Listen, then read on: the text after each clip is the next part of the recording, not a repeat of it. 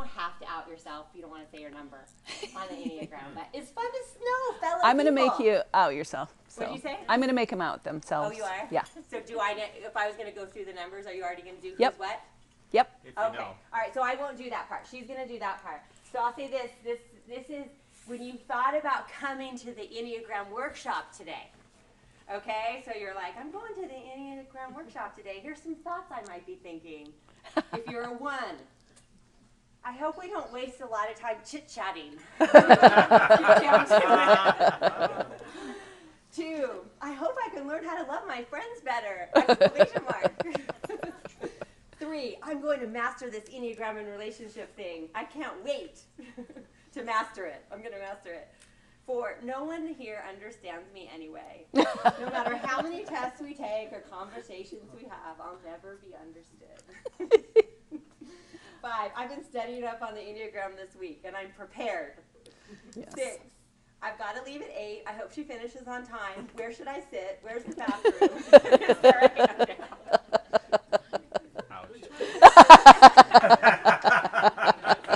Sorry, that one makes me smile. 7, this is going to be so fun. I'm so excited. 8, oh great, more Enneagram crap that I can pick apart. I kind of think it's all bullshit. Okay, and 9, I have no idea why I'm here. I guess maybe I'll get something out of it. Maybe, possibly, or maybe not. Okay, that was too good. Oh, those were good. So I don't kind of know what to do with all my things. Yeah. Just want to welcome everybody here. It's always so fun to do Enneagram talk. Just so you know, if you don't know me, I'm a psychotherapist and life coach, and I use Enneagram in my practice and in my life quite a bit. My personal goal is to crack the code on the Enneagram Type 9 and be the expert of the world on the 9. I think it's the most fascinating number. So we'll get to that at the very end. If you don't know what your Enneagram number is, well, this is kind of an advanced workshop, you guys. So you could, though, there's a free test. Anybody not know? Okay, I'm going to give you the Google. I'm going to give, not the Google. I'm going to give you the URL. And you might want to, you could either take the test, or I am going to go through the 9 types with, you know, all the different characteristics. They're kind of a short description, and you might be able to spot yourself there. But if not, you can take the test. But we're going to be talking about the Enneagram types in relationships. And we talked about what kinds of relationships are we going to talk about. And we're going to do generic relationships. Actually, I found this material on somebody who did Enneagram types at work. So they're generic. We won't be talking about sex or anything. Sorry if you came for that. Sorry to disappoint you. And so, but what I found in going through them is that all of these tips can span the whole spectrum of a relationship. Okay? So any questions before we start? All I'm going to do is go through the type and then switch to the tips for working with this type. So at the beginning of each one, I'm going to ask who recognizes this type and who's in relationship with this type, okay? And then after we go through the tips, I want to ask you, if you're like for 1, I'll ask you, all right, 1s, do you resonate? Anything you would like to add? And then people who are in relationship with 1s, any tips that you found that were not on the screen. At all times, I'm open to questions, comments, I think. And so don't be afraid to just raise your hand. Really would like it to be interactive. Okay, are you ready? The Enneagram symbol works like this. The 9 types have their own little title. You might see different titles depending on who's teaching it. But I like to use the material from the Riso Hudson people. They wrote the book, The Wisdom of the Enneagram. They're the ones that have a really, I think, the most reliable test instrument to use. And they have volumes and volumes of information. If there's anything you want to know about the Enneagram, just Google it. I will tell you that. And if you have a specific, your type, you want to know how you're going to relate to another type in relationship, like intimate relationship or really close relationship, just Google it. Enneagram 6 and 9 in relationship. Enneagram 2 and 4 in relationship. You'll come up with just volumes. So I'm a self-taught person. There are training programs and certification for Enneagram. It can be really complex, but I like to keep it simple for regular people to kind of understand themselves and other people. Okay? Any questions before we start? There are 9 types of the Enneagram. Don't ask me why. I think it has something to do with the whole theory of it is based on the 7 deadly sins plus 2. So since we don't really like to talk about sin, we're not going to do that. But I think that's where it originated.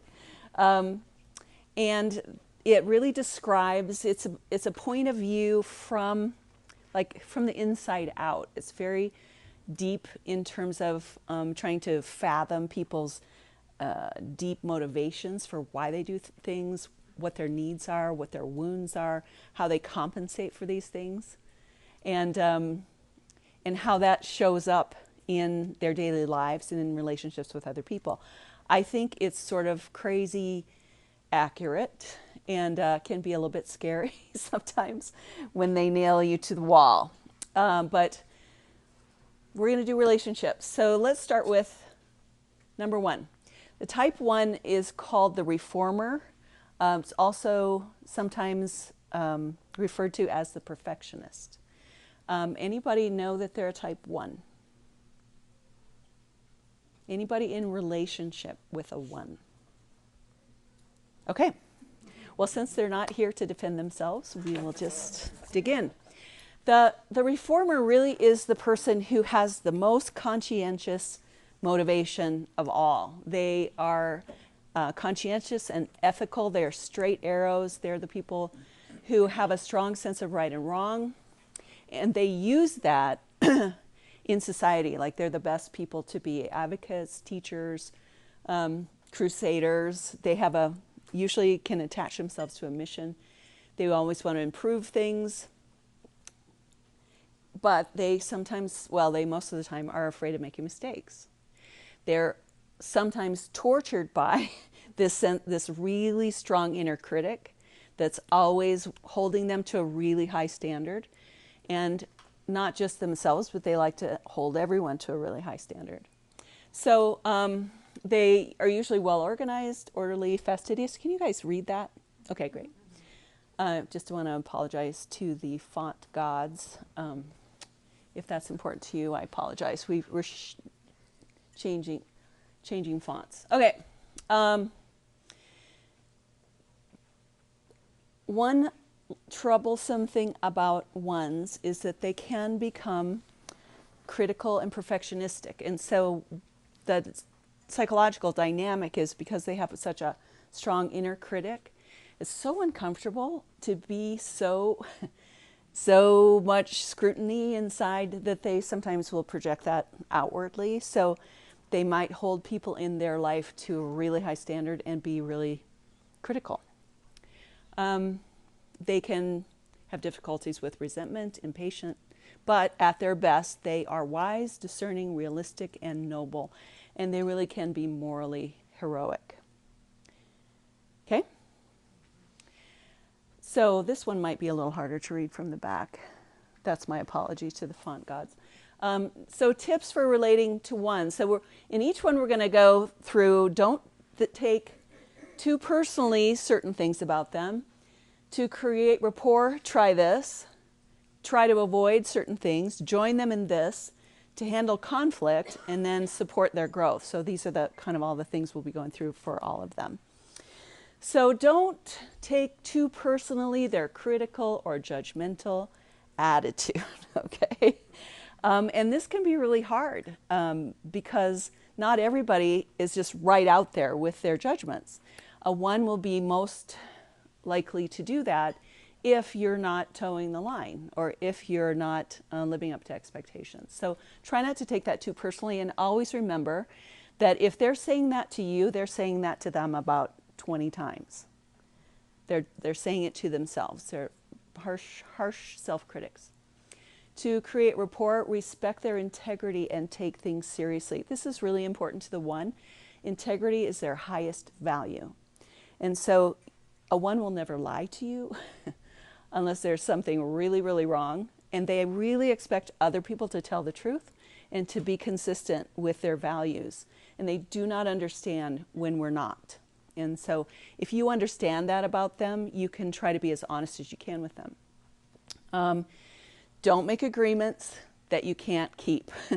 A broken promise is just not going to fly with a 1. And, act right. Have good manners. Join them in seeing how things can be improved. Some of the rest of us take that a little bit personally, and it bothers us. But if you join them in having a conversation about how things can be improved, then they can give you their best ideas, and you might be surprised by the things that they come up with. To handle conflict. With a 1, they can tend to be really indirect. And so if they get prickly or you can tell something's bothering them, or they're indirect, or they're a little bit huffy, just ask them to tell me what you really think. What's really bothering you? Be honest. You can tell me. Otherwise, it's going to bug the crap out of you because they don't always, if something's really bothering them, it's really personal to them, it's a little difficult for them to communicate that unless they get an invitation to do that directly. So ask them to be direct in their anger and get past their resentment. Admit your mistakes and convince them of your conviction about something that you're arguing with them about. They really respect people who can back up their assertions with facts. Does your argument hold together? And remind them there's more than one way to see things. 1s can sometimes have tunnel vision because they've thought it all through, and they trust their own judgment and their own ideas, and sometimes lose the perspective that people can disagree. There can be other viewpoints, other ways of doing things, and just tell them that, yeah, you have a good idea. Let's look at this one too. To support their growth, help them be less critical of themselves and more accepting of their mistakes and imperfections. Letting them off the hook will really bless them, will really help them. Ask them to mediate their judgment with fairness and forgiveness. Remind them to share responsibility with others. Encourage them to have fun. That's probably one of the best ones. So since we have no 1s to defend themselves, what about you all that are in relationship with 1s? Anything you'd like to add? Well, an interesting thing is that I didn't know that many healthy ones, and I was at a training that we were at on the Enneagram, and I was like, okay, I need to meet some really healthy ones, and then all of a sudden, the world opened up, and I did, and I knew some of them. Everyone hasn't taken the Enneagram, so you don't know everybody's thing, and I have just come to love and appreciate their their striving for wholeness, and to see honoring that seriousness. And then the part is, I have a joke with my one friend. My hashtag is making you a partier, because they don't really like to party, but they're learning how, because that's a piece of but just I have so much appreciation and love for 1s in a new way, and I had some weird experiences, so I was kind of jaded. Yeah. And it's just opened up, and I like all the numbers, but I've been in a season where I've just been so appreciating all of the 1s. It's so fun when you can get below the surface. If you kind of understand how they're motivated and what they're driven by, and you can appeal to that, then you can flip them into I don't know, just a better conversation with them, so you can understand who they are. And when you break through in that way, it's cool. It's really fun. Okay. Anybody else on the 1? Okay, let's go to the 2s. Any 2s in the room? I don't know. What? What? They're not here. Oh my goodness. There Two? actually has a whole bunch of 2s. Yeah, I was going to say, I thought they were going to come out in droves of 2s. They're actually doing self-care tonight. I'm serious. It's amazing because everyone's getting healthier. Uh-oh. So they're like, I need to stay home. I'm doing good. Well, good. Okay, type 2 is called the helper. I don't know that there's are there any other titles? The helper is really the best descriptor of the 2.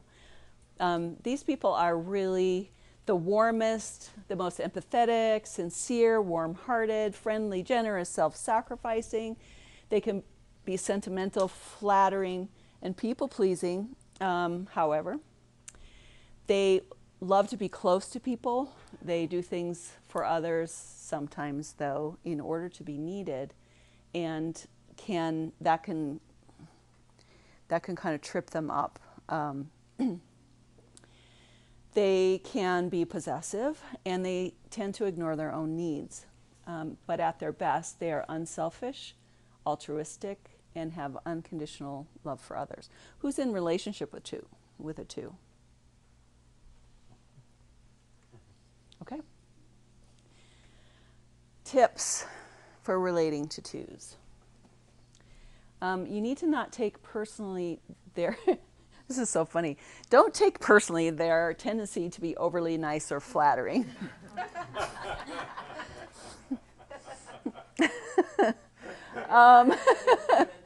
At first, though, you might want to take that very personally. Oh, you think I'm wonderful? Then, I want to take that personally. To create rapport, step forward to make eye contact and give approval or appreciation. Unless you're with Kathy, who, if you step forward, you'll hit her and bonk her in the head.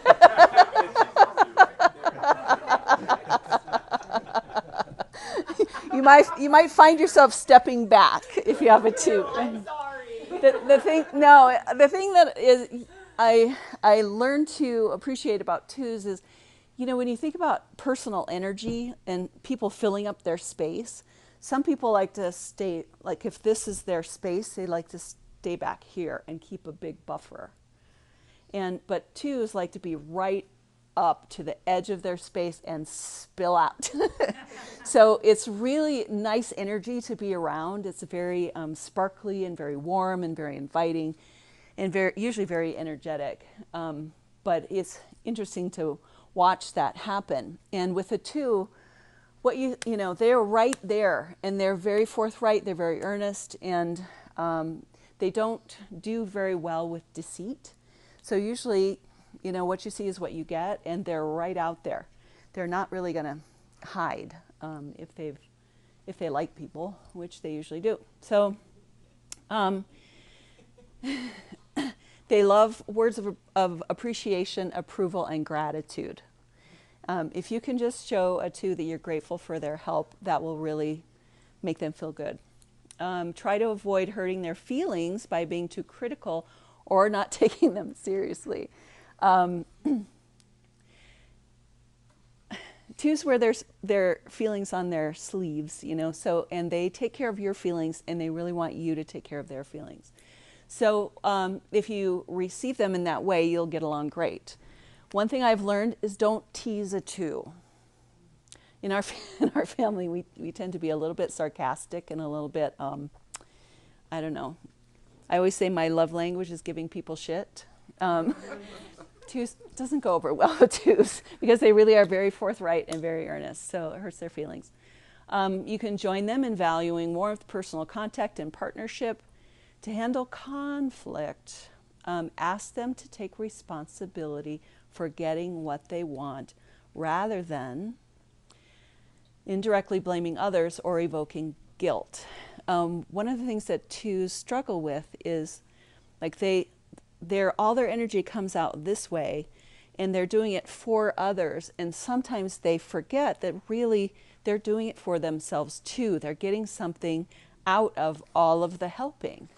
And so this can trip them up because they tend to initiate giving, and then when they're not appreciated, or when they're not joined in the I don't know what I'm trying to say, in the spirit of their gift, they can get resentful, and they kind of get themselves into helping. But if people aren't appreciating them, or if they're making too much work for themselves, and they didn't stop to ask if the person really wanted the help that they're offering, then it can build up as resentment. And they sometimes forget that they're doing it. It's okay to do it for other people, and it's okay to do it for yourself as well. Like you can do both. But two will sometimes forget that they have a stake in this too, and they can tend to get resentful. So you can ask them to take responsibility. But the thing to do if you're in a relationship with a two is just really encourage them to develop themselves, do things for themselves. Ask them, did you really need to go help that person? Wasn't there anyone else that could do that? Is it really your responsibility all the time? How are you taking care of yourself? What boundaries are you setting? Those kinds of things. It's okay to relax. People will love you even when you don't help them 24/7. You don't have to earn love by being a good person. Kathy? Is that fair? Marty? Anything you want to add? John, would you like to add something? No. Why is that? Nothing's coming to him. I mean, she kind of covered it all. Yeah, anything that you want to add to so that we can love you better? I think for me, when people withdraw without telling me why or what it is really hard. Yeah. It's like I can handle it, but like going cold, is torture. So I don't have any trouble with good communication, but the coldness hits that unlovable thing. Yeah. It's deep and really, it hurts worse than anything. Yeah. That was the one thing that wasn't on there yet. Yeah, that's why I wanted you guys to pitch in when you can. And that's one thing that I did learn, as a 9, I just am like, I'm here or I'm not here, it's okay, one way or the other. But if I just slip out the back, and Kathy's like, where did you go? Why did you leave? And she did. Last year came and said, if you are here and you leave, come and say goodbye. And it was really a surprise to me. Like, it means that much to you, really? And so that was a really interesting thing, just to kind of take care of that. Yeah. Yeah. I think the gratitude thing is really, it's bigger than I want it to be, because I get that thing. But it really is, I think, for most twos, if you say thank you, we'll do the world for you. It's like, it doesn't even need to be a big thank you or like a thank you note. It's just a little Acknowledgement, yeah. But if there's no acknowledgement, it's pretty quick to get kind of like, you're welcome. Yeah. So I don't like that part of me.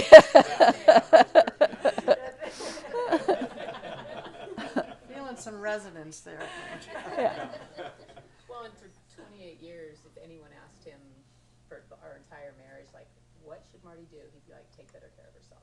Like, take care of herself. He's been saying that since before we ever heard about the Enneagram. Yeah. Okay. The 3. Who is the 3? Okay. This person we call the achiever. Are there other names that you've run across? Okay. The achiever is self-assured, attractive, and charming. Look at all these charming people. But they can also be ambitious, competent, and energetic. They can be status conscious, highly driven for advancement, diplomatic, and poised. Sometimes they are overly concerned with their image. They have difficulties with competitiveness, but at their best, they're self-accepting, authentic, everything they seem to be, role models who inspire others. Sound fair? Okay. Tips for relating to threes. Don't take too personally their competitiveness and their need to look successful. Some people, threes evidently really like competition.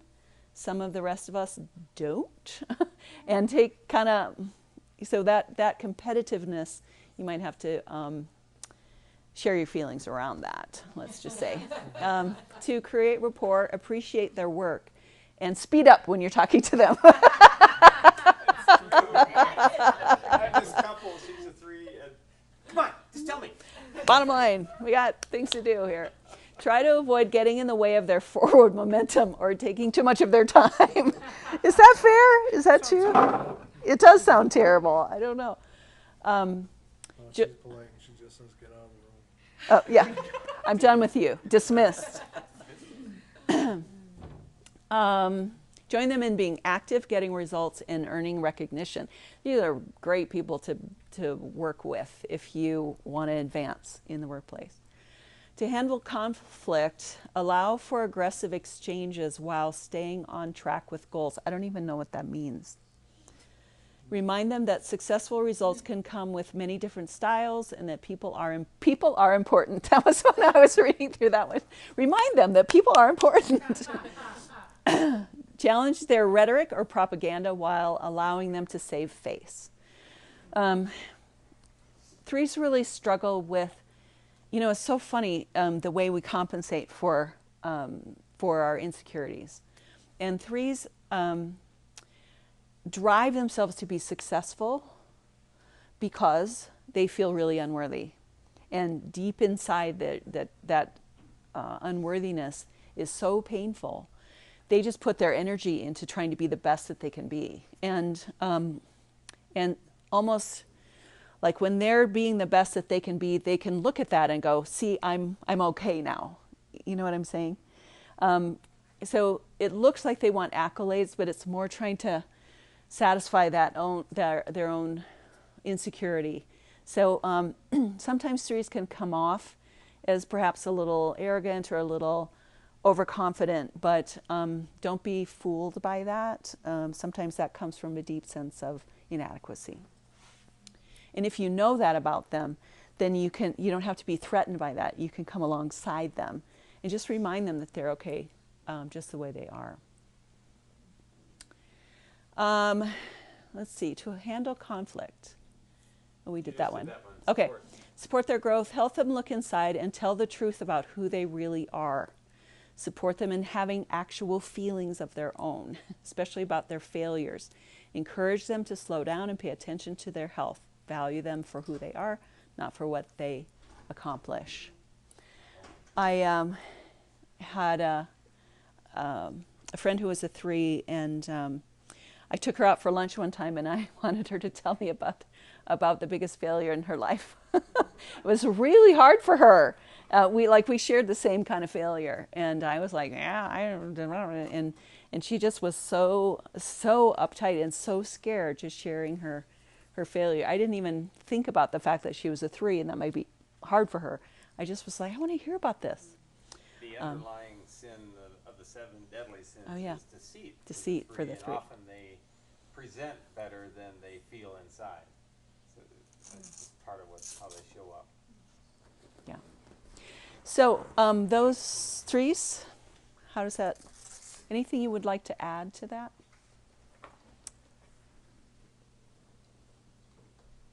That particularly works for you, or that you particularly appreciate as a 3 from people in your life?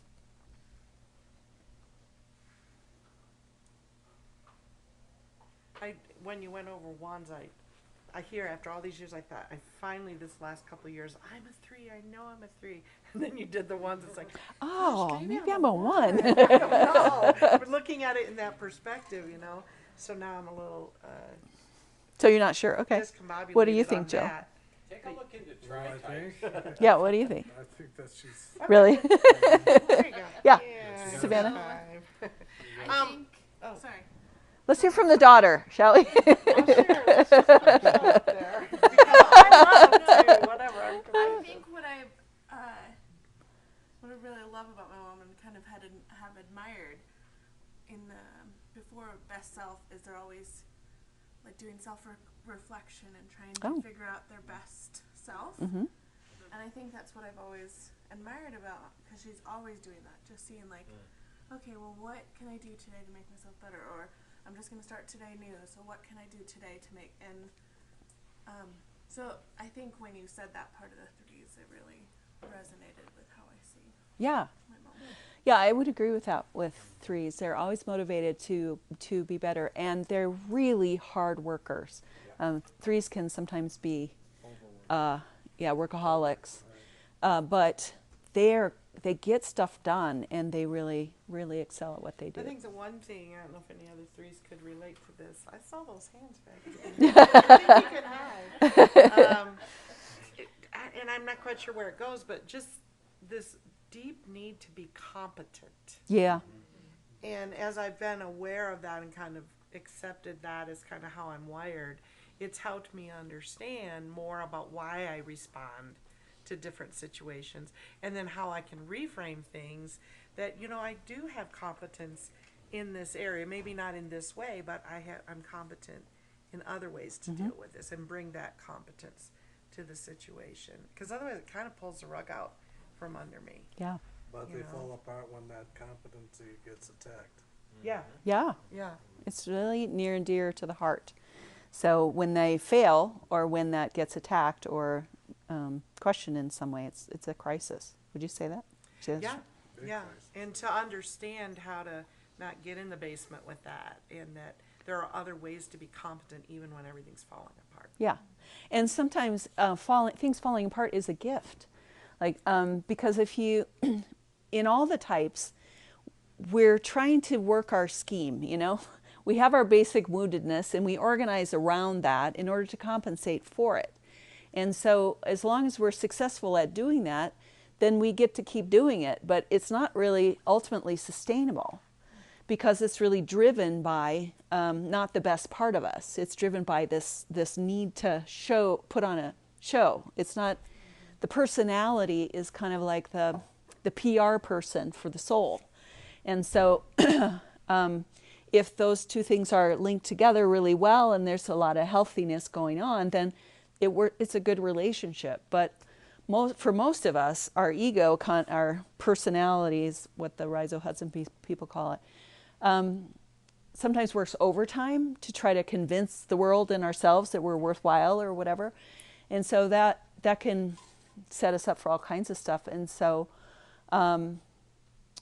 often when things fall apart or when we break down, those kinds of moments are really gifts for us to kind of quit doing our shtick, and stop and collect ourselves and face the things we've been scared to face, and start to relax into maybe our larger self or whatever. Hopefully that's not too vague. So threes in particular, watching them break is hard to watch. It's hard to watch, but it's kind of nice to go, thank you. You're okay. You're going to be okay. This is a good thing if it happens. So. How do you challenge the rhetoric with helping them save face or whatever you said? Remember, that's coming from a 2 who wants it to be okay. Well, they have a 3 son he can be kind of a bullshitter, and and I think it does come from that insecurity place, but it's an easy kid to parent because they're so driven, they just do all the stuff they're supposed to do. But I feel like maybe I'm misunderstanding rhetoric, but I feel like I don't know how to sometimes call him out. I mean, sometimes it's okay to fail. It's okay. You're okay. You get to fail. You fail less than most people. So you're due. It's all right. I think I think if you just kind of come underneath them and just give them a soft place to land from time to time, and just go, look, you don't have to keep the constant grind going. You get to rest. You get to fail. You get to make mistakes. You get to learn. They can be driven and perfectionistic in that way because they're really trying to improve. They're trying to get better. They're trying to trying to achieve. And so to an achiever, failure is really difficult. So just, Unless we can be really good at failing. at failing. It's like, the best, like a scientist fails, Then all of a sudden it's reframed into the whole achievement mindset. And then there's a little bit of competitive fun to it, Anybody else on the 3? What time do we need to be done, Kathy? We're 8? done at 8. Okay. Anybody else want to weigh in on the 3 or relationship to 3? Three's just parenting a 3 is so. I'm like, oh man, that really resonates. So the try to avoid getting in. So parenting a kid and not getting in the way of their forward momentum. Oh yeah. That is really tough because as a parent, you go, I know what I'm talking about. And to get to your question, you better be right with a 3, because when you go to challenge their rhetoric, your positional power doesn't mean anything, and so you better be right. And so, and then that whole idea of saving face, because we caught him in a lie, man. He was just going to town, and we're looking at each other and we're like, oh, he's just going to continue this, until he finally got caught, and then he admitted it, which then it goes back to the standing there. And what I found is, if you just script it for them and say, okay, so here's what you need to say, something like blah, blah, blah, blah, blah. Huh. Oh. And then he repeats it back, and he's like, is that what you wanted to hear? I'm like, yep. Oh, okay. Got it right. Yeah. Just script it for him.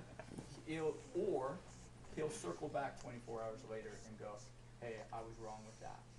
He does that a lot. Okay. Oh, that's really healthy for a 3, because Yeah. they hate to fall on Yeah. the sword. That is the worst. It, for a it 3. takes him about 24 hours. Yeah, Yeah. and it will be kind of like, hey, do you like cars? I sure like red apples. Hey, by the way, I was full of shit yesterday when I said that.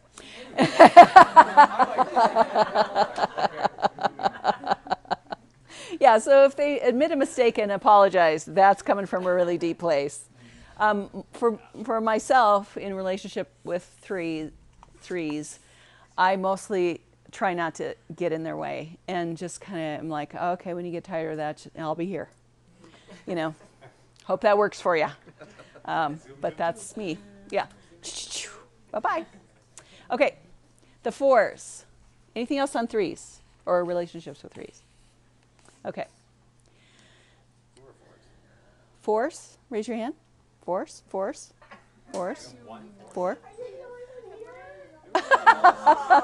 Stacy's the only one who's in relationship with 4. Oh! Relationships with 4. Okay. The 4 is called the individualist. I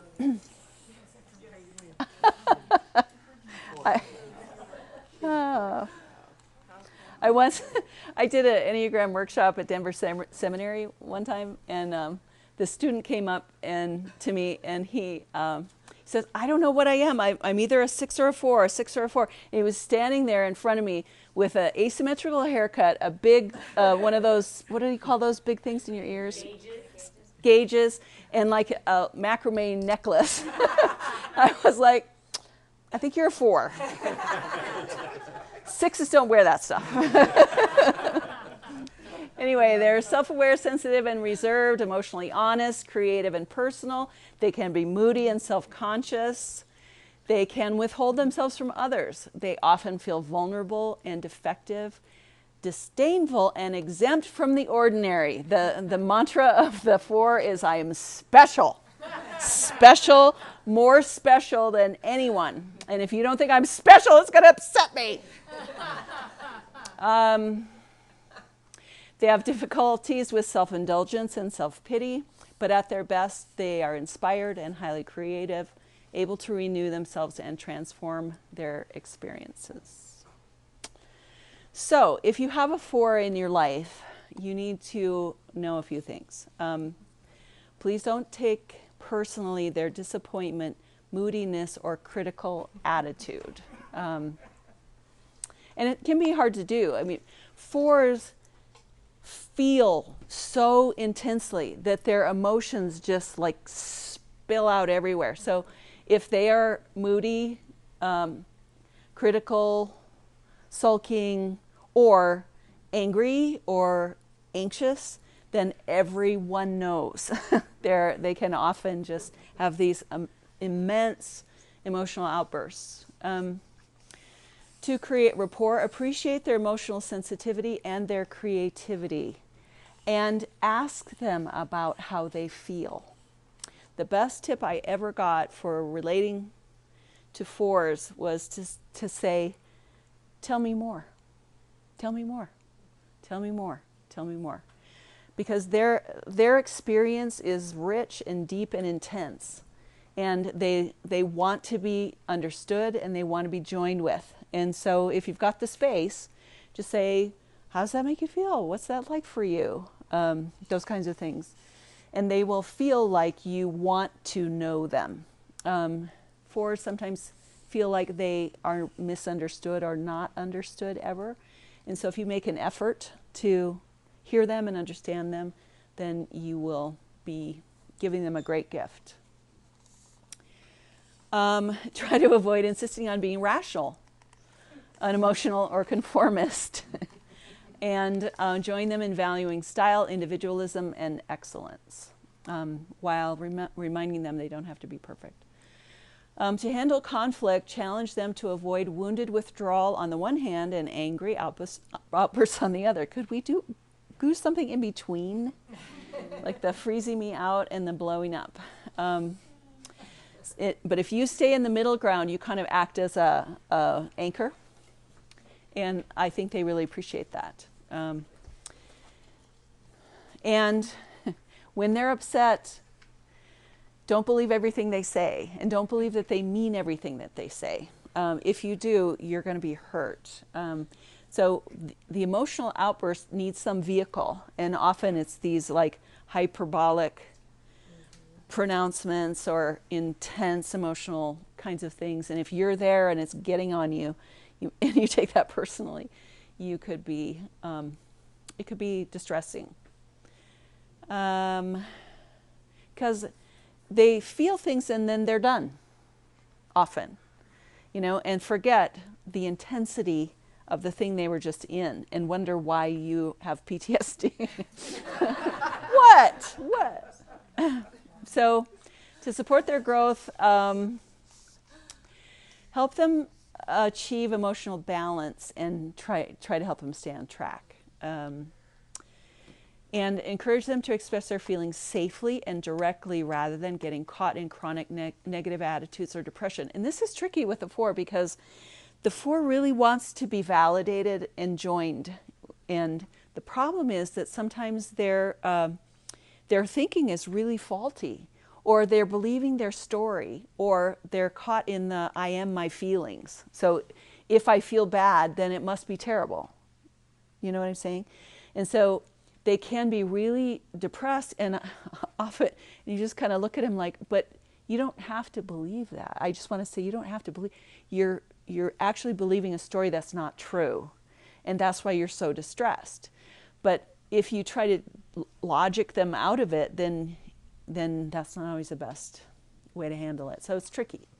So you want to validate, I see that you're really upset. I'm really sorry that you're feeling so bad. Can we look at this together, maybe? I don't know. Good luck with that.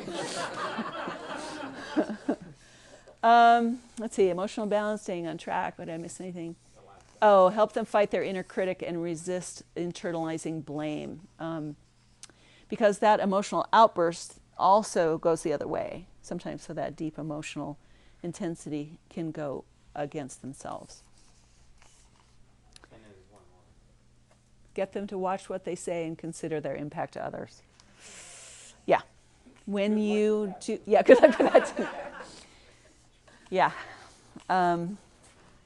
It's really tricky because, it's really tricky to stay with a 4 in their distress and not just kind of go and let the bomb go off, or else try to shut them down. So it takes a lot of, I guess, groundedness to be able to stay present with their intense emotions. But you will only make it worse if you try to if you try to dampen them, it's not going to go well for you. So, Stacy, do you want to weigh in? No, I'm just shaking your head. Anything you'd like to add, though, to that? Anything we might have missed? They're a mess, aren't they? I know, I'm feeling like I want to hear more about all the good stuff they Have we bring gotten in to the the house. positives yet? Well, I think it's They're very interesting people, and really, they're so creative and just they're fascinating to be in relationship with unless they're depressed. If they're depressed, then a lot of other stuff comes out. And as a 4, it's easy to be depressed because nobody gets you, and so you feel alone. And yeah, so I think what Phil says, that whole tell me more. I'd like to say what's worked best for me in relationship to 4s is stepping into the sovereign, and that's a whole different thing. But it's this place of everything is fine just the way it is. You're awesome. It's all good. This moment is what we have. Your creativity and your brilliance and your uniqueness is just wonderful. If you can kind of stay in that just appreciation, open place, then 4s like that. Yeah. A lot. yeah. I was just going to say, again, parenting a 4. What I've learned is you have a tendency to reward them when they're doing good and avoid them when they're doing bad. Ooh. And they pick that up really quickly, because when you call them, when they call you on the phone, you're waiting for that very first tone, and you're like, it's either good or bad. And so when it's good, you're like, hey man, and you really embrace them. When it's not good, you don't embrace them like that, and You get that PTSD thing. and you know it, and they could, within a second go, hey, you know what? I'll just call you back later. And you're like, no. Too late. Yeah, too late.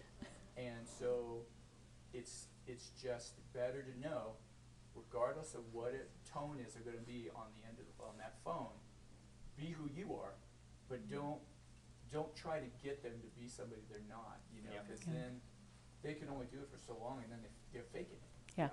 You know, and I feel really bad trying to manipulating them in that way. You must be a real good parent. Parenting's hard, huh, Kathy? Yeah. Well, some of us didn't know about these things when we were parenting 4s. Chrissy, were you going to say something? One thing that I didn't see as much of is how much they value authenticity. Oh yeah, And authenticity. honesty. So Right. bullshitting them does not work. You know, and even if you're hiding something from yourself that you're not even aware of, they pick that up. Yeah. So you have to be able to open yourself up and be exposed if it's really going to work. Because that deep level of honesty and being authentic, like, that's, and in today's society, it's really hard to meet people that are authentic right away. Yeah. And in groups, at churches, at work, you know, all those things. So it makes it a challenge for the 4. Yeah. To feel like they can have a Yeah. relationship with someone. Yeah. Because they know Yeah. that that's not who they really are. I think too they really value the vulnerability and authenticity in relationships. So they will show up raw sometimes, like, and really truly who they are. And so when they're not met by that, it's almost like they expect everyone else to do that too. And it's really a shock when you show up as who you are and like raw and naked before the world, and they're not receiving you, and they're not getting back what they're giving out. And I think that sometimes I just wince. Sometimes I just think, oh, please don't guard yourself a little bit more, because it's a harsh world out there. And 4s really give, yeah. Stacy said all the negativity, but I want to put out there that it's really fun to be in a relationship with a 4. It really is, because they challenge you outside of your box, and they see the world differently, and they invite you to come into that, and they let you make their hair purple, you know. And she doesn't care. She's like, let's see what happens. So I get in touch with my thank you. Positive about a 4, I feel like, and something to kind of nurture. It's kind of reminding what you said of like, this is who you are, but like, they're so freaking passionate. It makes it hard to parent because it's like this. But they like have the worst day, nobody loves me, everybody hates me, or like, we're going snowboarding, it's the best day of my life. You know, like it's very that.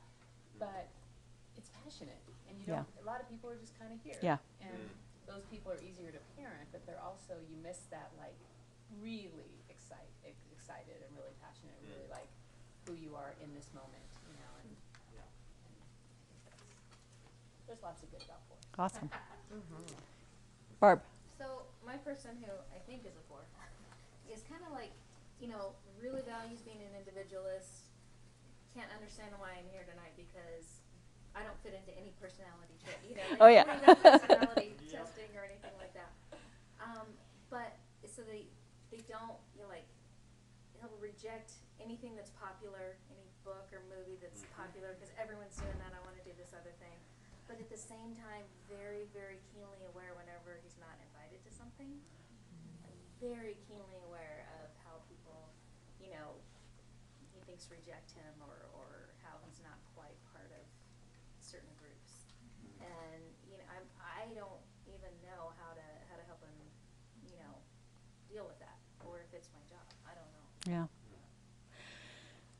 There's so much more to say. I'm looking at. But the highly sensitive, that high sensitivity means they're highly vulnerable, and helping them manage their own sensitivity, take care of themselves in that, recognizing when it's appropriate to, you know, just show up with all that you are, and when and how to protect yourself are really important things for that.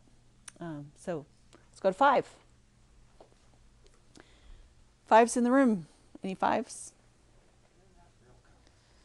Aha! We got one. Type 5 is called the investigator. They are alert, insightful, and curious. They develop complex ideas and skills. They're independent, innovative, and inventive. They're often preoccupied with imaginary constructs. They can be detached yet high-strung and intense. Sometimes they struggle with eccentricity and isolation. But at their best, they're visionary pioneers, often ahead of their time, and able to see the world in an entirely new way. Does that give you I'm not sure that really gives us a great picture of the 5, but let's keep going. So if you have a 5 in your life, they're the ones who are going to know pretty much everything about everything.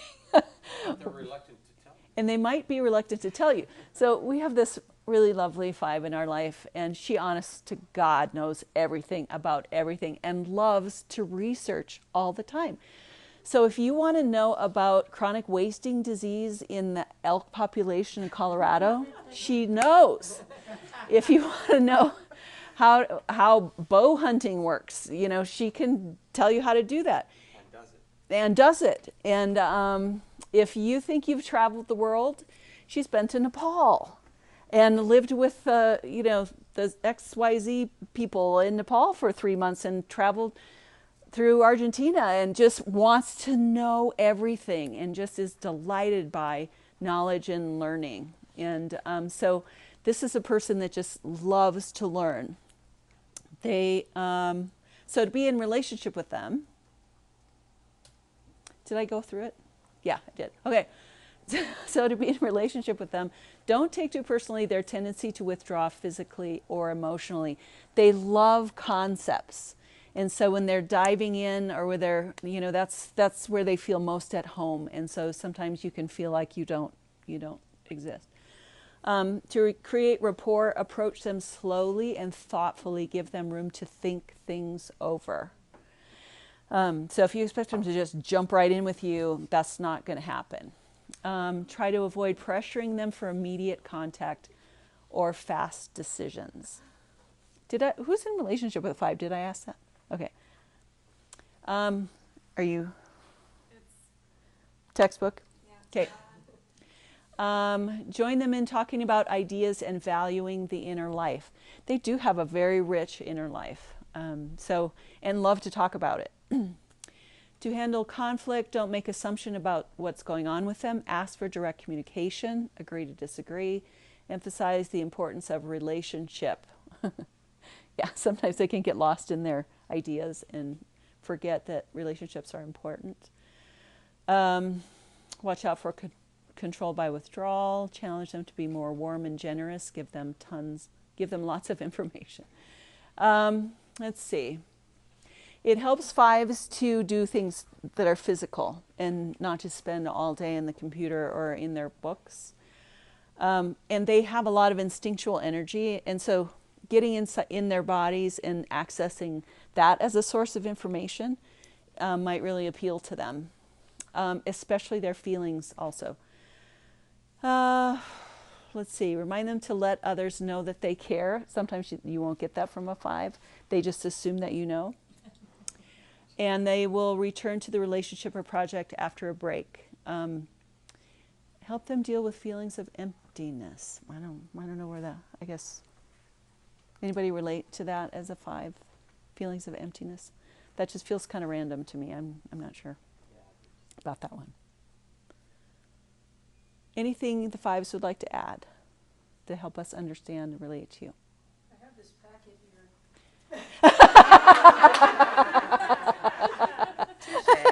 It's a packet of information. If anybody really cares, there's a packet to help you understand. Anything else? And in relationship with fives? I always think of all these members, what I love about them is that we all need each other. And that is, like, you really need each other. And so I know I've had a couple situations in this last chunk of months. One of my brothers is a five. Oh. And he's the one that helped me with my dad. And then I tag teamed with Sue on stuff. And I'm so thankful, like, in that moment, because you think of things I would never think of. And my brother just had it all buttoned down on all these details that, like, honestly, I didn't have at all anywhere in my scope. And really, like, honoring that, even though it's like I was coming up from a totally different angle, because that's my angle, how valuable it is to be more integrated by really seeing what fives bring to the table that's so different from how I'm wired. And like on my raw scores on Enneagram, like my 5 is like a 0.03. Oh. Yeah. And it's so low. And so that's my area of work, is to strengthen that. But that's why I need people in my life who can bring that. Yeah. I mean, just wealth of knowledge too, and the love of gaining knowledge. So if you have a 5 in your life, and well, I just like to get enough information to feel like I, can get by. But if I really need to dig in and know something, then I can call them or ask them to, tell me what you know, or do you already know something? They can synthesize and let you know, and it's a real gift. So it's good.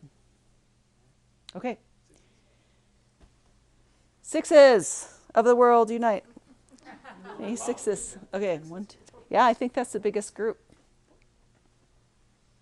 What? Yeah, 2 6s together.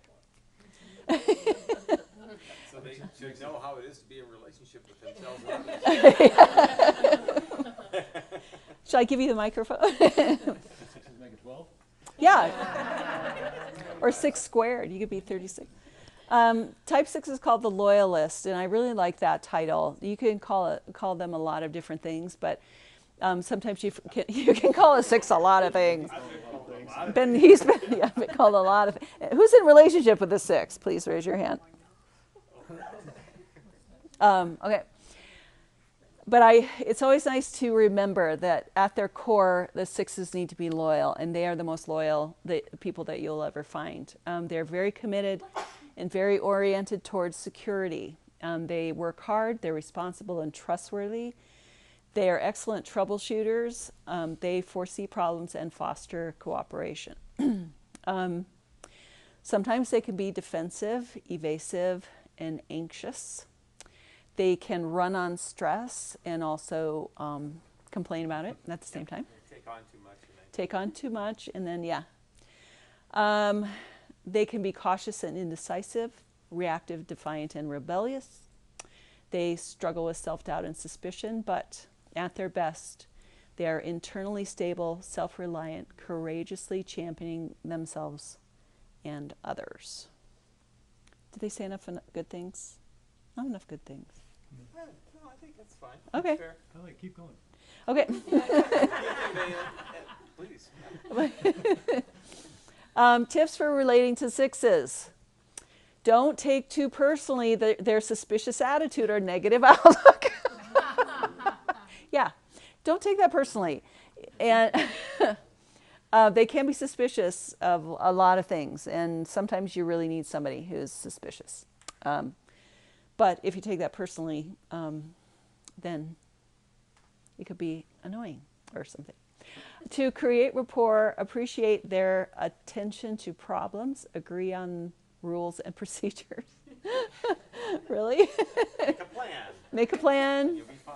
And stick to it. It'd be a better place if everybody did a little more of that. That's right. Try to avoid changing the rules abruptly or withholding important information. Changing the rules is a big deal.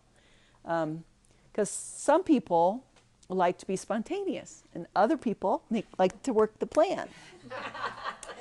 And so when the spontaneous person wants to do something else, that doesn't always work out.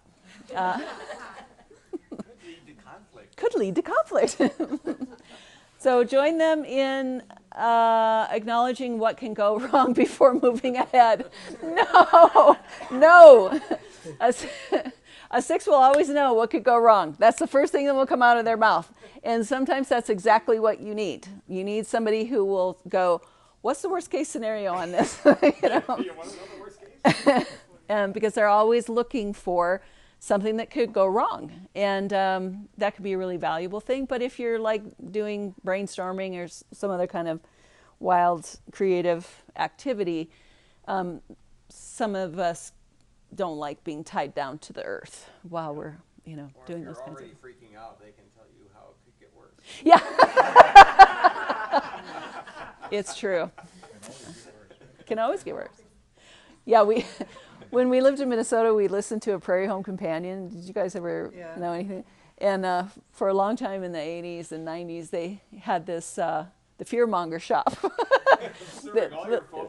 It was this little skit that they did. They called it the Fearmonger Shop. And so you'd come into the shop and you'd tell them, I'm going to go on a trip to Europe. And they go, oh, you want the worst case scenario on that? And then they just go through all the things that could go wrong. It was pretty funny. So we always joke about the worst case scenario. To handle conflict, put your cards on the table as much as possible. Don't be ambiguous. Ambiguous is my middle name. Challenge them to take responsibility for their reactions instead of coming up with external reasons.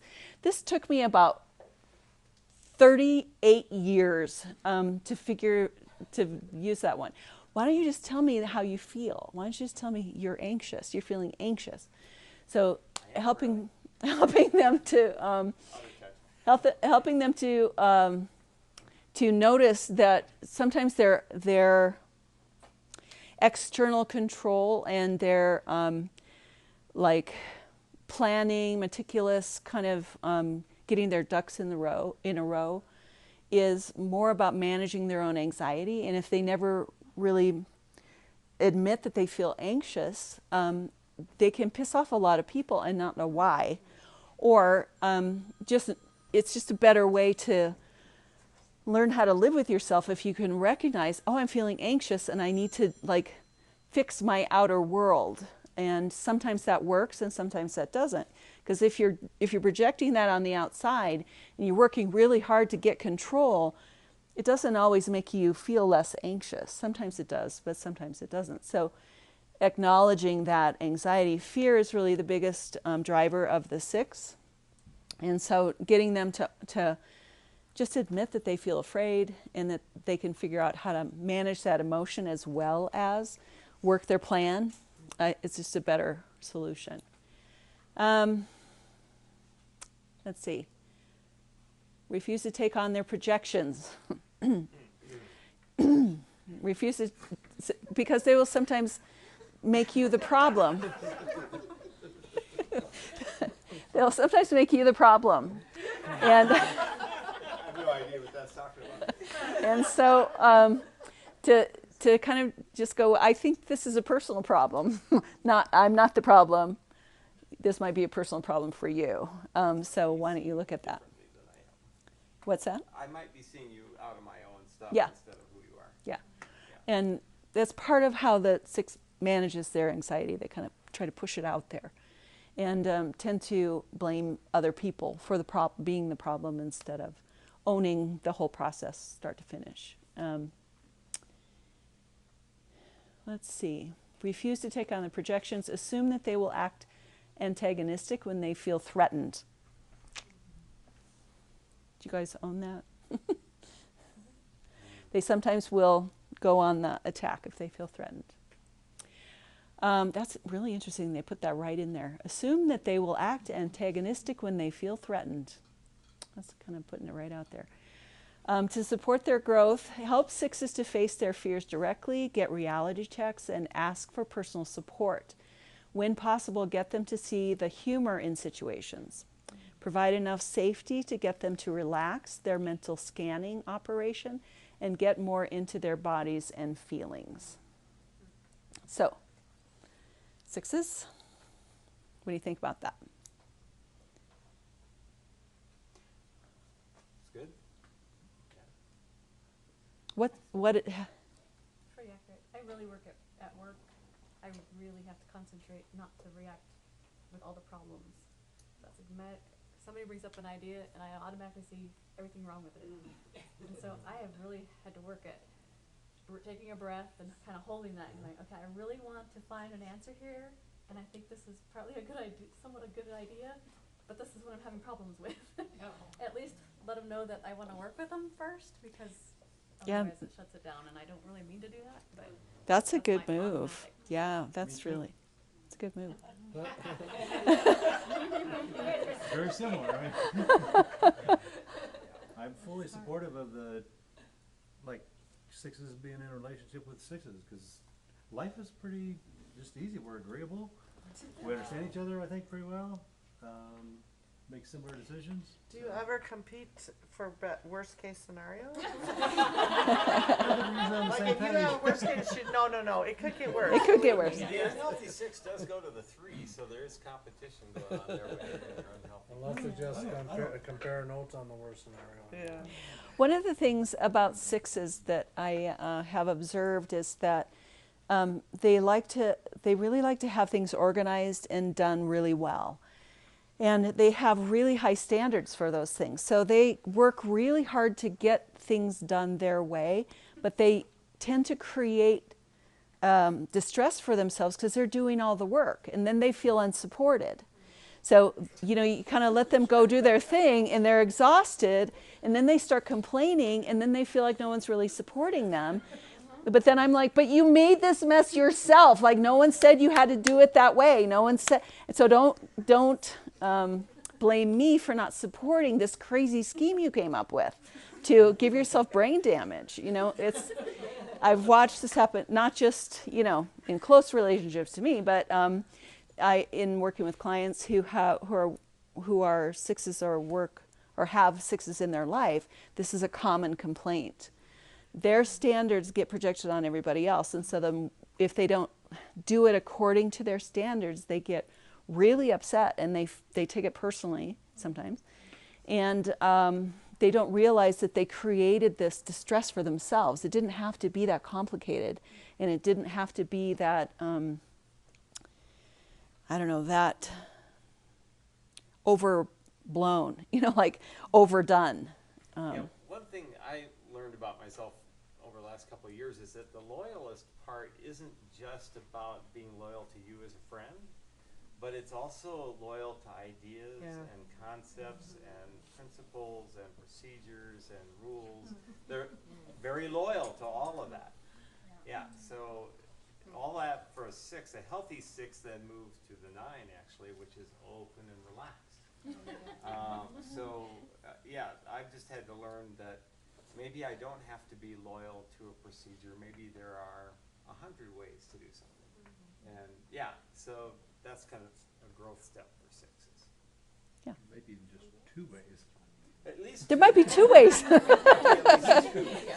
and hers, yeah. I know I always enjoy being good friends with some sixes, and getting them to hear their scenarios of what could go wrong, what have you. But being a 9, I also go to sixes on Oh my gosh, yeah. Yeah, that's another. So I always feel a little bit bad because when you know somebody really well who's a 6, you hate to keep saying, oh, I'm going to my unhealthy 6. And yet I do, and it's when I've been slothful and let things go, Right. and now I'm worried about all the implications and what's going to happen, and this is horrible, and that I've created them myself totally. So I do love, though, when a 6 can see through to things, too, which I really appreciate always. The other thing about those directions of health is when you go to your direction of unhealthiness, you're going to the unhealthy version of The that bottom, person. yeah. So you're not going to all the good things about that person. Well, but I think Yeah. also the other Yeah. thing is, and that's getting into a lot of different things. I mean, you also go to a 3, or you go, if you've got your little other parts you go to, so like a 1 or an 8. And that's why I always feel like there's no number that's a problem. It's all just a Yeah. matter of how healthy you are Yeah. doing the right Yeah. things. With Yeah. that number. My person who's a 6 has a story when he was in 2nd grade. He got banned from playing Foursquare on the playground because he was such a little tyrant about the rules. and they weren't real rules. He was making them up. Yes, exactly. The other people didn't follow him. He just started screaming at them, and so the teacher just said, "Okay, you can't play." Oh my gosh, that's so great. It's a rule, no screaming. The fear is real. It's hard to overcome the fear. It is. It's very hard to overcome the fear. So supporting them in their fears, like just saying it's okay to be scared. We're all scared sometimes, and so just helping them be present with them in their fear if they can hold their fear, and if you can hold it with them, then they do feel supported. It can't be patronizing. It can't be has to actually patronizing, going yeah. there with them. Yeah. Yeah. It's like marriage counseling or something. Hypothetically We speaking. might know more about this particular combination than others. Yeah, we might, yeah. Let's move on to the 7, shall we? 7s in the room. Yay for 7s. Okay, the 7 is called the enthusiast. They are usually extroverted. Does anybody know an introverted 7? I don't know if that even, do you? Yeah, there's got to be. But they just seem to be mostly extroverted, optimistic, versatile, and spontaneous, playful, high-spirited, practical, overextended, scattered, and undisciplined, seek out new and exciting experiences. They can be distracted and exhausted from all their fun. They struggle with impatience and impulsiveness, but at their best, they focus their talents on worthwhile goals, becoming appreciative, joyous, and satisfied. Anything you'd like to add? So relating, who has 7s in their life? Close. Oh, a lot of you. Wow. How's it going with them? Never a dull With a 7, don't take too personally their short attention span or their cheery self-absorption. So our son is a 7, and they used to live in Texas, and we do these Skype calls. And so I'd be trying to relate to my kids, and this one and the 7 would be like playing with us with all the different, Snapchats on the, oh, look at this and look at this. And I'd just be like, I'm done with this. They're very distracted and having so much fun, like playing with the software and all the little features. Yeah, I just set up a balloon. I just sent up a balloon. Oh, look, what would it look like if we distorted your face? Drove me nuts. To create rapport, appreciate their stories and positive ideas. They can come up with a gazillion ideas and love to generate them. It makes them really happy to come up with ideas. So let them, and just know that only a few of them are actually going to find purchase. Don't be threatened by their ideas and enthusiasm, like you have to make them happen just because they came up with them. Try to avoid being too negative or interrupting the flow. Join them in having fun and envisioning new possibilities. Have fun with them. I really appreciate 7s in that way. To handle conflict, challenge them to take responsibility for their actions while staying as positive as possible. Good luck with that one. Get them to stop talking and listen. I thought that was really good too. Just stop talking. Let them know what you or others need from them and repeat it often. To support their growth, encourage their sobriety. There, they just said it right out there. Encourage their sobriety. And 7s can really be addicted to so many different things. They're addicted to that energy that comes from, that the thing I love the most about 7s is their energy, and they love having that sort of enthusiasm and that energy flow through them. So that's their main addiction, and anything that will get them there or help them experience that, they can indulge in. And sometimes they have trouble if they don't feel enthused about something, they feel really scared or really depressed. A 7 can be extremely depressed and can feel, if they're bored and lonely, it's a deadly combo for a 7. But help them to kind of not be afraid to be inside themselves. That's one of the things that some 7s are running from, is that sense of being alone with themselves, and to experience being with yourself, which is kind of a tricky phenomenon. But helping them to learn that solitude is not the same as loneliness, and that you can be present with yourself. So I think that's what they mean by get more down and in. Help them to learn, help them to stay grounded, balance their good ideas with common sense, stress the importance of feedback, be there for them when they begin to feel their pain. 7s have trouble with feeling pain. They panic. Internal psychic pain freaks them right out. And so to help them to be present with them in their pain, or to help them realize that their pain is not going to annihilate them. That pain can be embraced and endured and moved to the other side of it. That's a big deal for them. It's one of the skills that they sometimes miss growing up, is how to hold their own pain, be present in it without losing their minds. So anything you'd like to add, or anything you'd like to mention about being in relationship with a 7? I think the really hard part is trying to avoid being too negative and interrupting the flow when you're also trying to parent. Parent. Just go ahead and say it.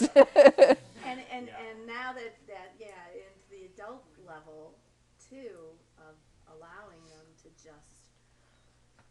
just bubble and do these things that they do, and you're trying to figure out where you stand, or keep yourself honest. But I laugh because he's doing some music type stuff, and he's putting it out there. And anyway, he threw out this thing about like my link. Well, I don't like his music. But I liked the link, and he said the next day, he said, "Hey Mom, I saw you liked my link," and I said, "If your mom can't like your link, who will?" And that is really a challenge though, and you're exactly right too about that worry about them feeling their pain. Yeah. And because they fight it at all points to not, because you could be this amazing, passionate, positive, this is where I'm going, and no matter whether it fails or not, it doesn't matter because within 5 minutes they now have a new positive thing they're going for, and you keep thinking, how does this keep going without bursting? And they crash. It seems like they're on jet fuel and then they crash. And then they crash, and I know to be there, but then it's scary. Yeah. It is a joy, though, to watch the 7 actually grow up, take responsibility, and balance their life out. That's really, really huge. Is the 7, that thing of listening. Sometimes they're so enthusiastic about their own passion that they completely miss yours. And I'm doing marriage counseling and working with people who are divorced. It's always that the 7 didn't see their partner at all. Just couldn't see them, couldn't listen to them, couldn't know who they were. Very much involved in their own passion. Okay, we got 2 more to go. The most important one is the last. We gotta get to the 9. Yeah, there's a lot of 9s here tonight. Who's an 8? Just one. Oh, yes. Okay. The 8 is called the challenger. They are self-confident, strong and assertive, protective, resourceful, direct, and decisive. They can be egocentric and domineering. They try to control their environment, especially people, sometimes becoming confrontational and intimidating. They often struggle with their tempers and with allowing themselves to be vulnerable. That's a big one. But at their best, they are self-mastering. They use their strength to improve the lives of others. Becoming heroic, magnanimous, and inspiring. Who's in relationship with an 8? Okay. 8s are some of my favorite people. I love just that strong out there. What you see is what you get. Like, they don't play games.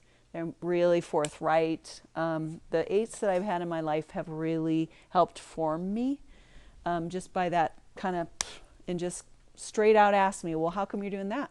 Well, what's that about? That kind of thing. That sort of challenge, they really want to know. And I feel like when they're on my team, they're on my team. Like I have a close friend that's an 8, and I feel like she would kick anybody's ass for me. Anybody. And she'll often will say that, you want me to go kick their ass? Yes, I do. Yes, I do. So that strong protective person, really helps sharpen the rest of us.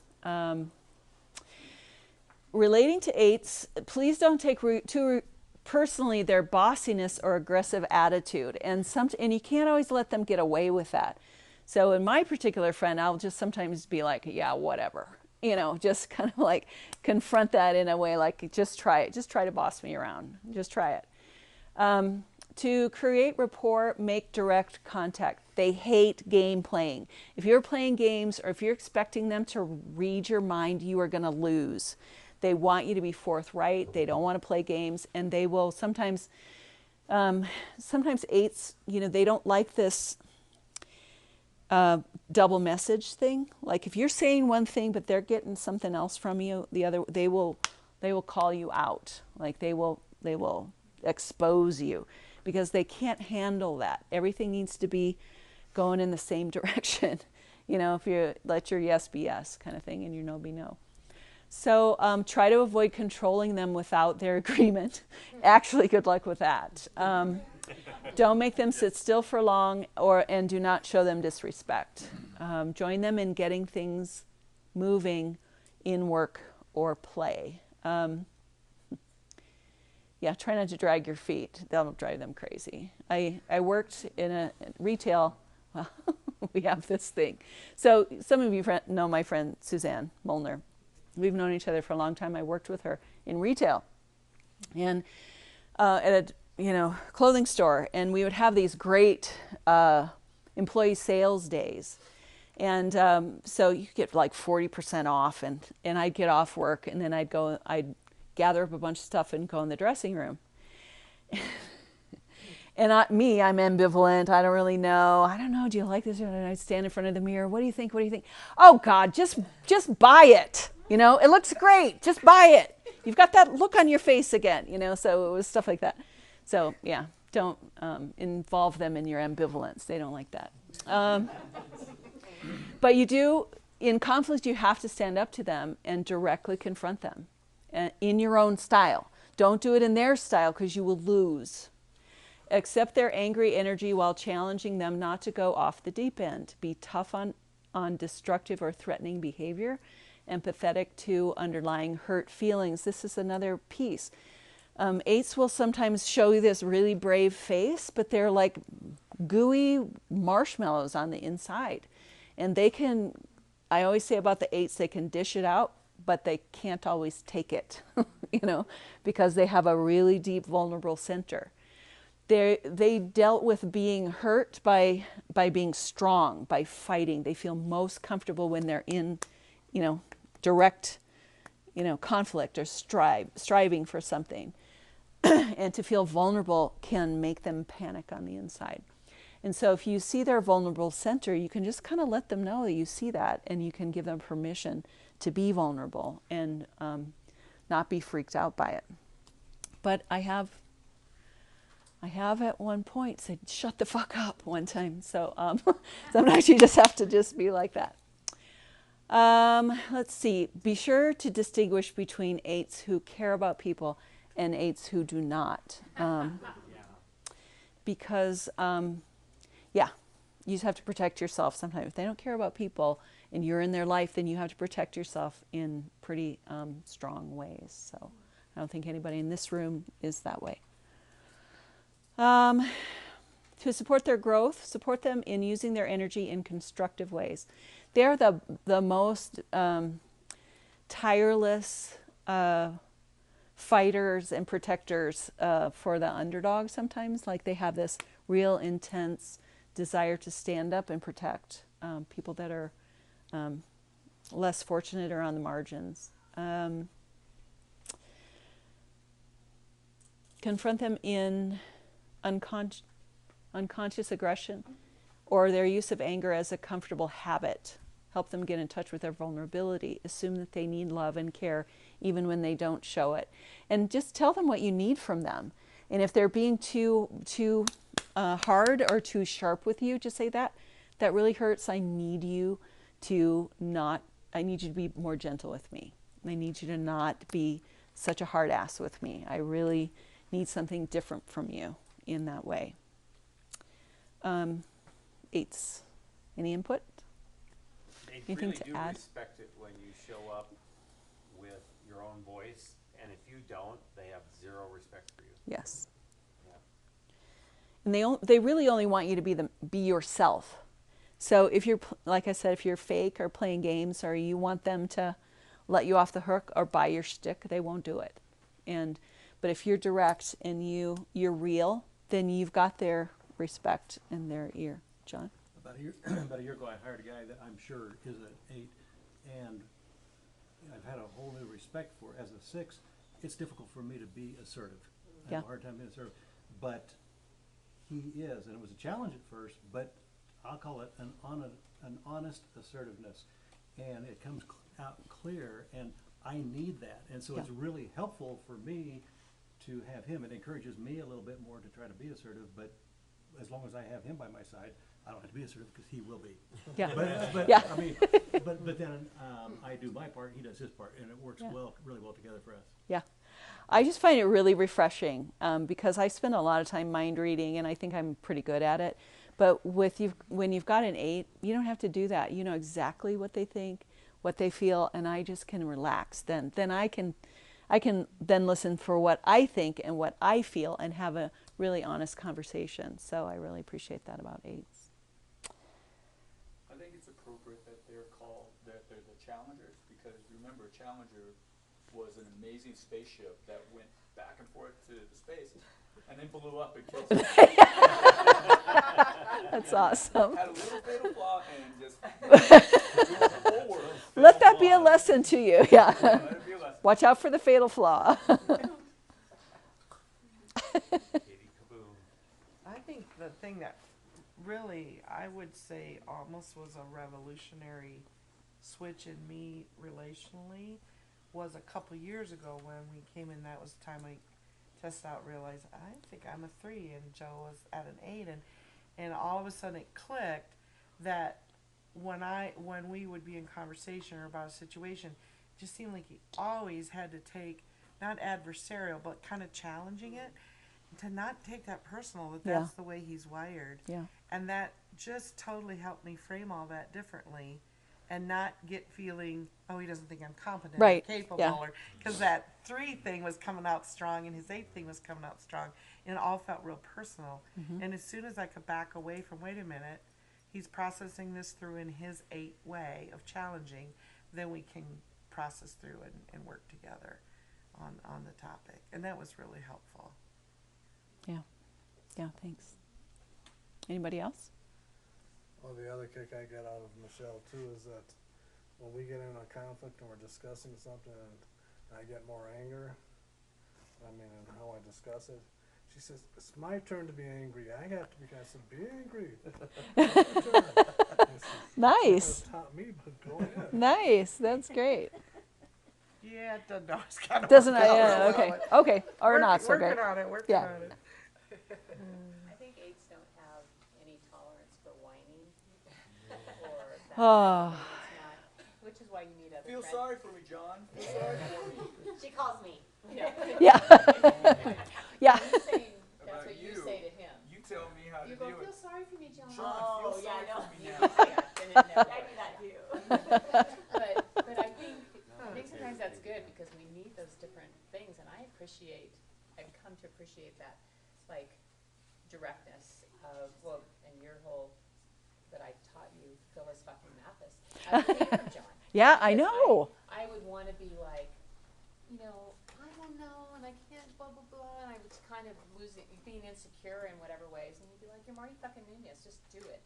Yeah. And at the time, didn't feel really like that nice, but now I'm like, that's exactly what I needed at that moment. Yeah. I needed to kind of like get out of my own Yeah. mush. Yeah. So, See, I and you stole it. I You borrowed that. Yeah. Well, stole it. Okay. Yeah, because I really appreciate that. And, you know, John, you've touched my life in many ways. You don't even know. But that was one of them, indirectly kind of got to me. I was feeling really insecure about doing something. And I think it was Stacy that even brought it to me and said, well, you're Phyllis fucking Mathis. And I kind of went, I am. I guess I am. I guess I am. Now that's who I am. You've got 5 minutes to talk about you. What? Okay, let's go to 9s. Okay, type 9 is called the peacemaker. Okay, I don't even like that title, but we're called the peacemaker. 9s in the room. Yeah, see? Wow. We are the majority. We are the majority. Yeah. We are accepting, trusting, and stable, creative, optimistic, and supportive, but we often go along with others just to keep the peace. We want everything to go smoothly and without conflict. Why is that so hard? We tend to be complacent, simplifying problems and minimizing anything upsetting. I don't relate to that. We struggle with inertia and stubbornness, but at our best, we are indomitable and all-embracing. They're able to bring people together and heal conflicts. What do you want to say about 9s? This feels really inadequate to me. Any of you 9s want to add anything to that? I think 9s are really misunderstood, a lot misunderstood because our energy is really low. And we tend to kind of fade into the background. I think that 9s are really good at setting the table or holding spaces for people and allowing, like our presence kind of helps people enter in and be exactly who they are. We don't clutter up the field with a lot of our own stuff sometimes. And so that's one of the strengths that we have. Go ahead and go with tips for relating to nines, since we don't have that much time. Who's in relationship with nines then? The rest of the group? Okay. So please don't take too personally our tendency to space out or to forget things. Yeah, about that. Yeah, that spacing out thing is a big deal. Please don't take it personally. To create rapport, slow down and hang out a bit. Listen to them and stay peaceful. I don't know about the rest of you nines, but my love language is quality time. I like big spaces, big open spaces for hanging out and for having conversations. Partly because one of my theories I have about nines is we have these little, like, if they were little robots we would send out, they'd be little sentries. We just send them out in every situation. And these little robots are giving us feedback. Is it safe? Is it safe to show up? Is it safe to be yourself? Are these people receptive? Measuring each conversation and each environment to see how much of ourselves we can actually show up with. And this can get us into trouble because a lot of times we're just be like, nope. And we just kind of go blank. A 9 can disappear in plain sight just by shutting down and stepping back. And sometimes if you're not careful, you won't have noticed that they completely left the room while staying present at the same time. Until they do that for a long time and then they blow up. And then, okay, hey, let's see. To create rapport, slow down, hang out, listen to them, stay peaceful. Try to avoid coming on too strong or getting impatient. People, that's the complaint I get about nines a lot. People are just so impatient. Our ambivalence drives them crazy and they just get frustrated. And that's hard because we notice your impatience and your frustration and then we feel like we've disappointed you, let you down. One hallmark of the 9 is we live in ambivalence all the time. Is it this or is it this? Do I want that? Or I don't know, on the other hand, this. Or I don't. And it can be very paralyzing. And one little known fact is that ambivalence is driven by anxiety. And this is like something that's taken me 60 years to figure out. I am allergic to anxiety. I don't like to feel it. I don't like to acknowledge it. And I'm pretty good at distancing myself from it until I get really angry or, or I space out, I dissociate. And I finally realized that it's about anxiety. I think that 9s really do struggle with anxiety. We're just really good at burying it very, very deeply and avoiding it. But if we can get in touch with our anxiety and just own it and figure out how to handle it, then you can be more present. 9s struggle with not really showing up all the way. And so it's a challenge for that, but it's usually driven by this subterranean anxiety. Join them in setting the context and looking at the big picture. We love that. Body-based activities, including walking, exercising, cooking, eating, music, and etc. Lighting candles. Lighting candles? Yeah. I don't know, that does something Yeah, for you. it does. It does something for me. Lighting candles. But it's all part of it. It's all part of it. Getting into their bodies, it's always very good. 9s are very instinctive. They're in the instinctive triad. And they tend to be the least connected to their bodies. And so the power and strength and wisdom is really in the instinctive center and in their bodies. And so vigorous exercise is really good for them to, if you want them to be more present, join them in those kind of activities. To handle conflict, well, we don't like it at all. So let's just not have any. Fairness is a crucial issue. Do you think that? I don't. I always thought that was a 6 thing. You resonate with that? Yeah, I think because it's because it's Relationally fair, I think maybe relational fairness. Okay. Since they avoid conflict and anger, they are more likely to withdraw or become passive aggressive with occasional eruptions. So first they disappear, then we get passive aggressive, and then we blow up. That's kind of how it goes. 9s are normally very easygoing, but a lot of that is driving the anger underground. And so you may never know a lot of deep anger. It's usually at ourselves or about an unfair situation or having given in so much to keep the peace, it finally catches up with us. And then we just get super resentful and angry. And can get really passive aggressive. Sorry. They try to find out what's going on inside and let them know you won't abandon them. That's the big thing for the 9. 9s are always afraid they're going to lose all their connections. And anything that they do means you will walk away. And we feel like we can be left at any moment for any reason, no matter how close you are to us. It's just sort of a given. People leave. They leave. Even if you gave birth to them, they leave. That's why they like loyalists, though. Yeah, that's why they like, yeah. And when and if they do blow up, help them to set boundaries in their rage. I love that sentence. Help them set boundaries in their rage.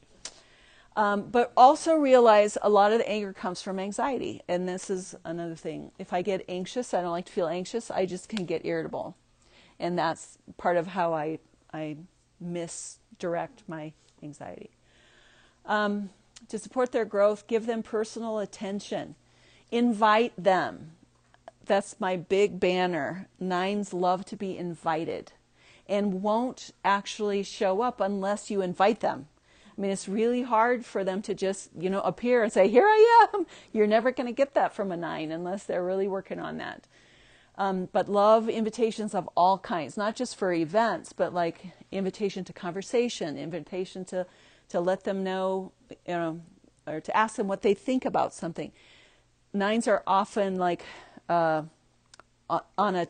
like a treasure house. They think deep thoughts. They know a lot of stuff. They can be very creative. They can be extremely insightful, but they're not just going to foist that on you. But if you invite them, then they will dazzle you. Maybe. I just know that when someone asks me a question, sometimes I don't know that I know something until the question has been asked. And if you're at School of Life, that's a thing that happens a lot, that I don't know that I know something. And if someone asks a question, then it's there, and I'm kind of like, oh, yeah, wow, that was there. 9s are like that in general. So if you're interested and you invite them into conversation, you ask them, and you create space for them to show up, then I think you'll be rewarded. Let's see. Give them personal attention, help them create structures and schedules for their lives.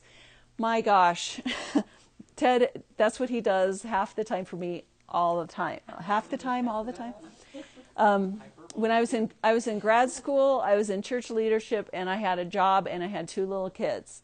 And I had too many classes to figure out, and I just was having a meltdown about how I could not get everything fit in my life. And I was going to have to quit something.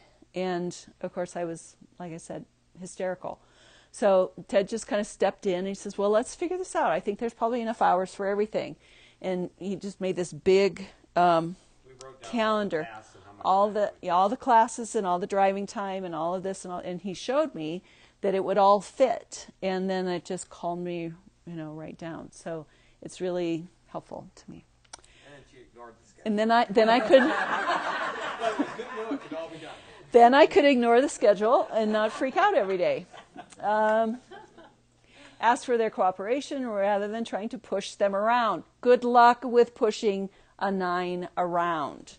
If I feel manipulated or pushed, it's sort of like, try it. You ever try to push string uphill? Just try it. Challenge them on their need to be comfortable and help them take risks. Be accepting but persistent. But don't nag. Okay? So any other input? We are over time already, but... Anna has been listening from Trinidad. Oh, we have a question from Trinidad. Go ahead, Anna. Uh-oh.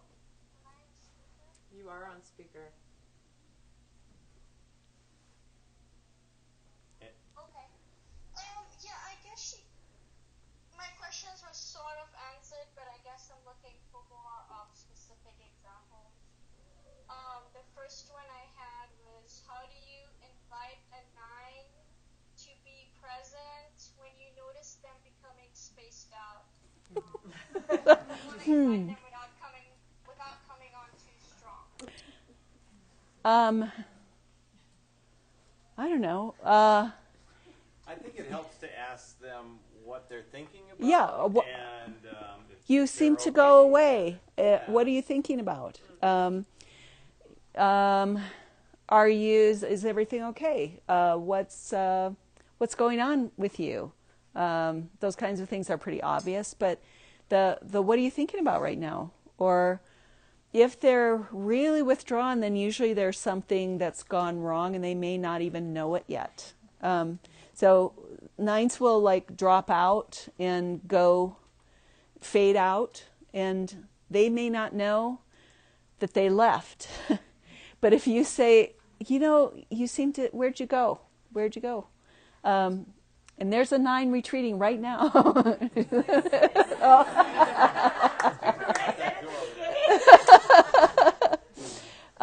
So sometimes, you just very gently just be like, did you notice that you seem to go away? So then you can say, is everything okay? They may not, but they may not know. So just helping them to become present. Sometimes just hey, do you look at that blue sky? Or, something to just bring them sensorially back into the present and help them get back in their bodies. They may not know till 3 days from now what was wrong and why they went away, or even that they did go away. I have to apologize on behalf of all of us. We do that a lot. And it takes some self-awareness to realize when you fade it out and when you're present. Not everybody struggles with that. They know when they're present all the time. But 9s fade in and out. It's just this little ghosty thing that we do, and we often don't know that we're doing it, much less why. So usually it has to do with some sort of intuitive vibe they're picking up, and it's making them anxious, and they just go go out. So notice gently and just say, "Where'd you go? I noticed you were here just a second ago. Where did you go?" Or you can also invite them gently to go into your world. Like, hey, I was thinking about going for a walk. Would you like to come with me? Yeah. They like that. Yeah. And so then you're going to get them to engage again. Okay. I want to honor the time that we went over. So we probably should close down. Anything else anybody needs to say right away, or one last thing, or you need to? Okay, thanks for hanging in there. That's a lot of information, and I really appreciated all your input. Always